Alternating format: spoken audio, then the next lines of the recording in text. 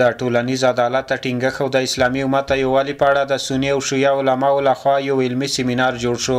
دغه سیمینار ویناوالو د اسلام د ستر پیغمبر حضرت محمد مصطفی صلی الله علیه و آله وسلم د سیرت او کړنلارو د ارزښت په اړه ویناوي وکړي. هغوی وویل چې د اسلام د سپېڅلي دین د بیلابیلو مذهبونو پیروان باید په یووالي او د ورورولۍ په فضا کې ژوند وکړي. خواست علمای بزرگوار که اینجا صحبت کرد همی بود که ما بتانیم تحت امی پرچم یا تحت امی کلمه لا اله الا الله محمد رسول الله جمع شویم و بتانیم اهدافمان و آرزوهایمان محقق شود و از جنگ و بدبختی و در واقع خانمان سوزی دور باشیم ان شاء الله. بهترین حکومت را پیامبر بزرگوار اسلام تشکیل داد. در تاریخ بشر برای بار اول همه قانونهای اساسی که امروز حرف میزنن همه این قوانین مدیون قانون اساسی است که پیامبر بزرگوار اسلام آورد.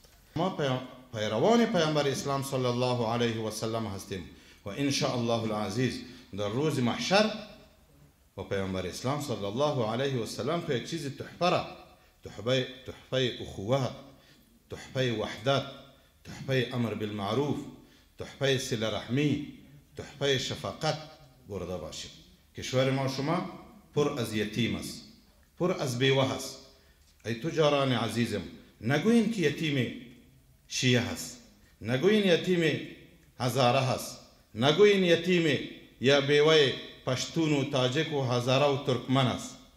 برادر مسلمان است، بالای تو حق دارد. تو من حیث تجار مسلمان این مسئولیت داری، عالم او مسئولیت داره، سیاستمدار او مسئولیت داره.